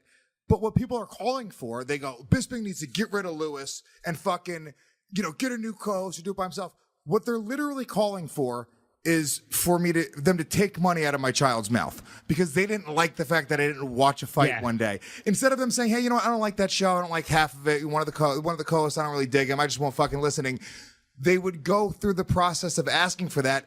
And it's fine, but you have to sort of think about that. Even I started thinking about that much more as an entertainer, like when I'll see a movie I don't like, right? And then I go, dude, that fucking sucked, whatever, man. Everything blew. The special effects sucks, dude. Whoever did those special effects should die in a fire. And I'm like, dude, what am I doing? This is a dude who has a kid who I'm like, maybe I didn't appreciate it, but what am I literally going to publicly go out and try to trash this guy for the job that he did? Fine, I won't watch the movie. I won't recommend it to a friend. But I think you sort of have to consider that there are human beings at the other end of it sometimes. The production at Gas Digital sucks. They should get rid of everybody. Fucking poor Shannon. Go to the Shannon cam. If Shannon didn't have this job, she would be at a fucking strip club in Staten Island right now, shaking her booty in the midday. She's old, dude. Shannon's in her 30s. Would you rather be at the strip club in Staten Island? No, of course not. That's what they're asking for. So. No, you're absolutely right. And you know what? This, again, is a cliched saying, but it's really true. And, of course, what I'm about to say, people may say, well, that's rich coming from you, Bisping. But I do mean it. If you've got nothing good to say, don't say it at all. And now, as I say, people will say, that's crazy coming from you. I only talk shit when I've got an opponent that I'm going to fight. Or as an analyst, I'm going to talk about something. Or we're going to break down a fight. And if I'm going to say it's poor, then if it's a poor performance, I have to be honest and say it was poor. But generally, I don't like to go around criticizing people. And as you say, it is people's jobs, so you don't want to go on social media and say that movie was shit, that guy was crap, because people are trying their best. They are trying their best. You gotta, it's like you with the podcast, Lewis. People do say that. They say, oh, you got to get rid of Lewis. Let me tell you right now, and I don't want to, suck your dick, but if it weren't for you, this podcast would not be happening. I was very unsure about doing a podcast because a lot of fighters have podcasts, and you're like, Mike, we've got a network. Come on, it'll be great. We can make some money as well. Blah blah blah. And so finally, and you didn't pressure me, but you went on at me for a while. Yeah. And then finally, I bit the bullet, and we said, okay, let's do it. And now we have a great show. People love it. I love doing it. It's a lot of fun. We make a little bit of money on the side as well, so that's great. But for people to go out there and say, get rid of Lewis. If it weren't for you, there is no show. There is no show. Simple as that. So, I appreciate you saying that, That's Michael the nicest Bisping. things I'll ever say to you. It really is. It's actually, I'm getting a little teary-eyed right now and hard, which is weird. That's not right. It's a weird combination. Yeah, teary-eyed and hard. Reminds me of my childhood. But I do appreciate that. And, look, we appreciate you guys listening to the show. So we won't spend all the time talking about the fucking haters. People love the show as well. So let's get some questions. I want to say, if you guys want to join the conversation, shoot us an email, bym@gasdigitalnetwork.com. We always pick a few questions at the end of the show to answer. That is BYM for Believe You Me at gasdigitalnetwork.com. I will also say, if you love the show, we have like 70 episodes or so available on demand in HD. Latest 15 are on iTunes. Latest episode is on YouTube. And we want you to subscribe to iTunes. We want you to subscribe to YouTube. But if you guys really love the show and you want to go catch up on everything we've ever done, go to gasdigitalnetwork.com. Use the promo code BYM. You get a 14-day free trial. If you decide to keep the membership, it's just $7 a month. You get access to this podcast plus 15 other amazing podcasts that are on the network. So make sure you do that to support the show. And they're ad-free. I know people hate the ads sometimes. So you get ad-free, pre-release, a day early, everything. Yeah, please subscribe on YouTube, iTunes, all that stuff. Tell everybody. We are growing nicely, but we want to grow more. There is other MMA podcasts out there that will remain nameless. Guys, if you are a believer, buy a shirt, subscribe, click like, 5-star review, and let's grow this motherfucker. Question 1, Lewis. Question 1, here we go. This is from Alexander. He says, hey guys, I thought a lot about what Michael said about oblique kicks being a good thing. If the logic is that oblique kicks should be acceptable because they have the same purpose and side effect of punches, quote unquote, hurt your opponent and potentially cause permanent damage, then why shouldn't eye poking be legal?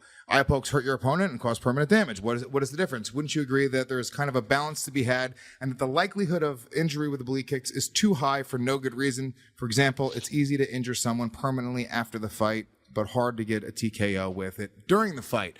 Interesting perspective. What do you think, Michael Bisping? Well, what was the name of the guy? Alexander. Alexander, I thank you for your question, but you could not be wronger than fucking Luis J. Gomez thinking that he's doesn't need to train any takedowns to win this fight. Okay, Alexander, when we fight, for one, there's a certain code. Okay, we're going to keep it to punches, kicks, knees, and elbows.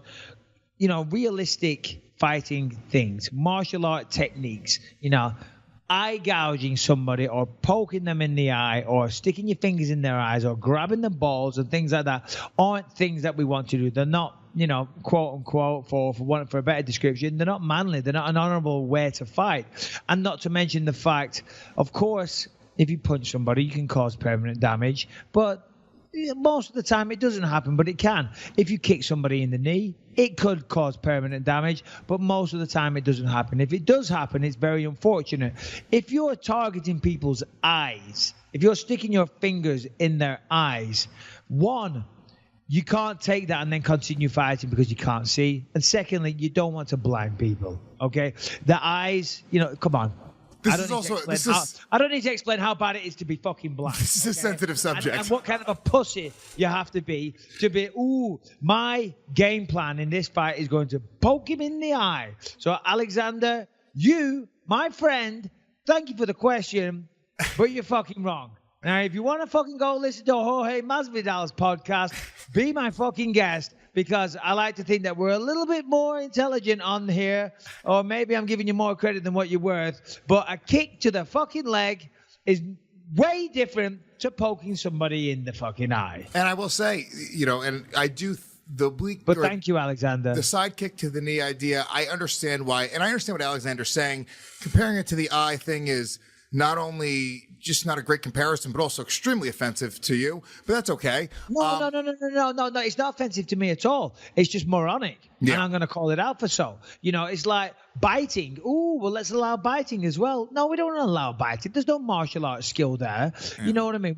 We want to present this as a sport, as a skillful sport. Of course, if somebody takes you down and a double leg takedown, you're in your guard, of course you can stick your fingers in their eyes and stuff like that. But we don't do that because it's not an honorable way to fight. And it doesn't take any skill to do that. You know, eye pokes, accidental eye pokes do happen on occasion. And that is an unfortunate thing of having those small gloves. It's an unfortunate byproduct of the small gloves. Yes. And maybe one day we'll figure that out. Now, of course, you're not allowed your fingers sticking out. You've got to, have a closed hand most of the times. That does help. The side kick is a side kick. It is a martial art technique. Most of the time, hold on. Let's say this. How many times have people had the knee blown out in a fight due to a side kick? Answer. That's actually the point I was going to make. That's a great point. How many people have had their knee blown out due to a fucking side kick? I'm going to say right now, I can't think of a single one. Yeah. I don't know if anybody was permanently injured from that closed. kick. Yeah. Shut the fuck up. Wonder Boy, shut the fuck up. Alexander, shut the fuck up. Lewis, question 2. What do you think the chances are that was just Wonder Boy writing in under a fake name?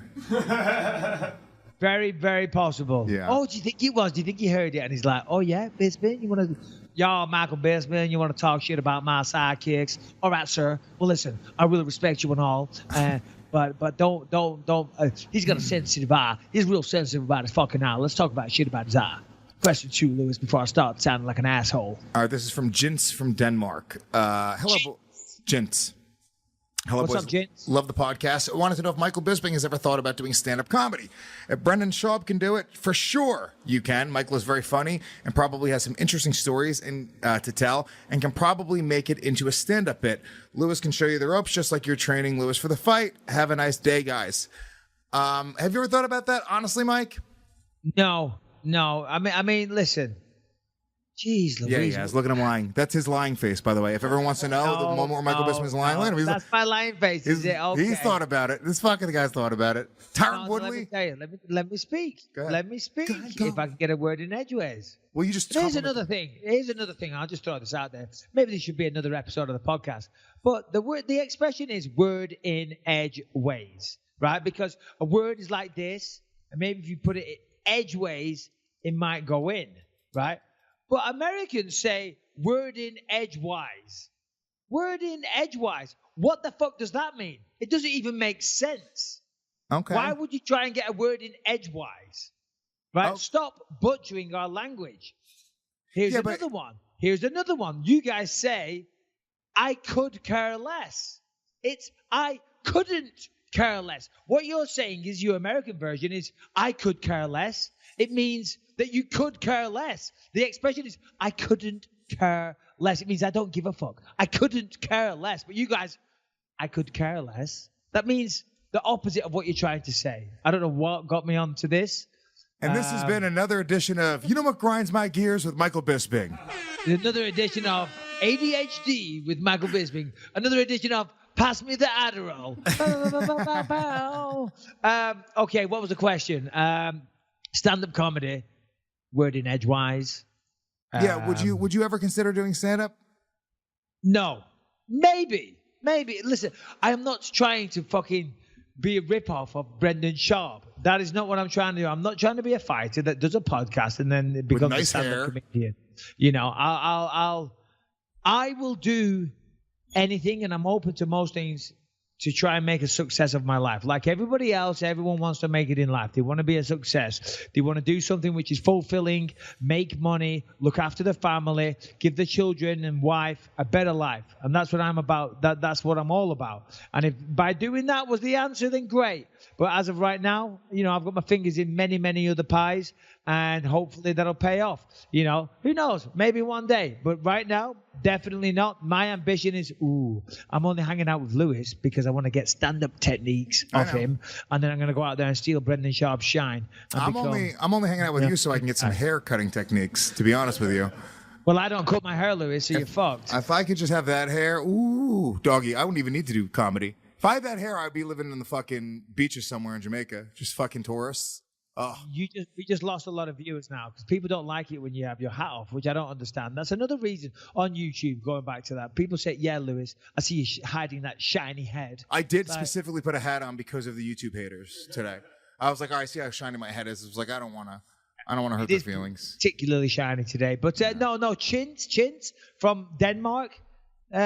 I didn't realize we had a fan base in Denmark, but thank you for listening. Really appreciate it, Chintz, and everyone across Europe. We haven't spoken about the World Cup, which is kind of intriguing, but I guess we'll save that for next week's show. But do we have another question? We got one more. Let's see. Hi, guys. Long-time listener, and I've emailed you a listener question, which was read out. This is from Kingdoms. Oh, yeah, I see this guy commenting all the time on our stuff. And you both have a brilliant and funny answer. I've seen him comment as well. Yeah, he's a good dude. He's a big fan. Love this guy. And funny, which I got to also say, guys, go to the subreddit r/BelieveYouMe. Those guys are huge fans of the show, and they're so engaged. They post shit all the time. So if you're on Reddit or, you know, if you're following the MMA subreddit, come to the Believe You Me specific subreddit. Hold on. What? At some point, we've got to limit this. What, the plugging? Because it's like, subscribe to the thing. Go to YouTube. Subscribe there. Subscribe to iTunes. Now you want them to go to Reddit as well. Yeah. Which, you know, come on. Listen, if you want to go engage. to Reddit, great. But fuck Reddit. Okay, fuck Reddit. No, don't fuck Reddit. I mean, but you know what I mean? You know, YouTube, iTunes, Gas Digital, Reddit, you know, Instagram. Let's go. Do we have an IG? Okay, so here's a question. What is Shannon's Instagram? Shannon Lee Hair? I bet it's great. What is it? Shannon Lee 6982. Shannon Lee 6982. Get your fill, boys. Let's go. Question 3. Yeah, okay, here we go. Is that your birthday, 6982? Yes. You're so basic. Jesus Christ. 6982. Yeah. I'm just emailing to say that Mike has... Oh, the 6th of the 9th. 82. No, the 9th of the 6th. We do it opposite here. Well, you do it opposite. You know what grinds my gears? The way you put the month after you put the date. When we put the date after the month. You know what? All right, next segment. You do the day, the month, the year. The 28th of February, 1979. But no, you got to change it. You got to go the month, then the date, then the year. The least consequential is the day, then the month, then the year. So it flows in significance. Day, now, why would you month, take year. out the letter U out of the word favorite? The word favorite has the letter U in it. Why would you do it? You need to let everyone know that the letter U needs to be in the word favorite. It's not favorite. It's not favorite. It's not a It's not favorite. favorite. It's favorite. Favorite. Okay. Favorite. And I will just say this for everyone listening that gives me shit. They go, Mike, wow, you're using the American spelling. I have an American iPhone, and every time I try to spell it English, it auto-corrects to the American spelling. And I think, I don't care. It really isn't worth my time to go back and correct it. So that's why. But third and final question. Let's go. Here it is. Let's go. Ready? All right. I'm just emailing to say that Mike is blah, blah, blah. Okay. Okay, I'm just emailing to say Read it out, Lewis. Come on. I have it. All right, I'm just emailing to say that Mike has often said about Callum being up for joining the British Olympic wrestling team. So I have personally contacted the team, GB Olympic Committee, letting them know about before Callum. you carry on, you might not want to after today. I picked him up and slammed him and destroyed him. So I honestly don't know if he's capable of doing this. But please continue. They've said that the Team GB Olympic wrestling team are going to look into him now that they've become aware about his wrestling credentials. I didn't know the correct email for correspondence in regards to contacting both Mike and Callum. So I forwarded them this email address for them to contact both of you. I hope Callum gets picked for the next Olympic Games as we here in Britain could do with a decent wrestler at Olympic level. I really hope you don't mind me doing this. It seems like something Mike has thought about for a while now. Thanks for the great show, guys, and I wish you even more success in the future. Yours sincerely, Dom from Leicester, right? Leicester. Fuck. Leicester, England. But it's okay because for an American, you can change it to Lester. Leicester, Dom. D-O-M. Yeah. Yeah, Don from Leicester. Thank you very much. I appreciate that, pal. We did mention that a while ago. So, yeah, no, definitely not overstepping any marks and really, really appreciate that. It's still early days, but ultimately, what kid, what sportsman, what parent wouldn't want their son to go to the Olympics? So that's amazing, and it sounds like a very grandiose, lofty thing to say, but he's doing really well. He's ranked 4th in California, and hopefully I'm going to have an amazing year next year. So please send those details through, send those contacts through. Really appreciate it. Dom, thank you very much. Very thoughtful. Everyone else listening, I guess that is the end of the show, correct, Lewis? That is it, my friends. Thanks for listening. Make sure you, once again, check out the iTunes, the YouTube, Gas Digital, Reddit, Digital, Shannon's Twitter, Instagram, 6982. What else? Podcast. My Protein. MyProtein.com. Timmy Coin. Jason Ellis. UK. Jason Ellis Show. Jason Ellis Show. Shannon's podcast. The thing is. Hammer Fisting with Mike Harrington. Don't forget it. Anything else? What else we got to plug? The Kenyan State Wrestling Team. So now we've got to do some adverts as well, so you can listen to those ad nauseum for a while. Those are all people. B25. These are all the people that don't pay us that we plug. You're right, Mike. This has to stop. I gotta be honest. See what I'm saying? You're right. See what I'm saying? Now we're about to do ads for companies that fucking pay us. Okay? If I was those companies, I'd be pissed. Overloading the consumer with content. Okay. Let's keep the plugs to the people that are paying us and the ones that aren't paying us. Come with all greatest of, come here, Lucas. Respect. I was going to swear. Yo, what's up? Hey, come here. What kind of shades are those? Come here. I don't know. Hey, Lucas. UFC gym. Lucas, come here. I love your kid, man. Lucas, you're the best, buddy. Saying hi. Say hi. Lucas. you're the man, buddy. He's dancing. Look, he's got Michael Jackson got one glove on, got sunglasses on. Does the cover of these fit the color? I mean, not the color. The size of these fit my hand. Yeah. So Do a little dance. Do a little dance on TV. There we go. Do breakdancing. DJ Mikey B. Oh, yeah, boy. Woohoo! A young DJ Mikey B. Where'd he go? Lucas, where are you? There you are. There you are. You got the England flag in the background. Lucas, you little exhibitionist. Yeah. And I think on that note, yeah, okay, guys, I think it's time to say goodbye. Peace. Anything else? What else we got to plug? The Kenyan State Wrestling Team. So now we've got to do some adverts as well, so you can listen to those ad nauseum for a while. You know, Those are all people. Believe B25. These are all the people that don't pay us that we plug. You're right, Mike. This has to stop. Yeah, I gotta be see honest. what I'm saying? You're right. See You're what right. I'm saying? Now we're about to do ads for companies that fucking pay us. Okay? If I was those companies, I'd You're be pissed. overloading the consumer with content. Okay. Let's keep the plugs to the people that are paying us and the ones that aren't paying us. Come with all greatest of. Come here, Lucas. Respect. I was going to swear. Yo, what's up? Hey, come here. What kind of shades are those? Come here. I don't know. Hey, Lucas. UFC gym. Lucas, come here. I love your kid, man. Lucas, you're the best, buddy. Saying hi. Say hi. Lucas, you're the man, buddy. He's dancing. Look, he's got Michael Jackson got one glove on, got sunglasses on. Does the cover of these fit the color? I mean, not the color. The size of these fit my hand. Yeah. So Do a little dance on TV. There we go. Do breakdancing. DJ Mikey B. Oh, yeah, boy. Woohoo! A young DJ Mikey B. Where'd he go? Lucas, where are you? There you are. There you are. You got the England flag in the background. Lucas, you little exhibitionist.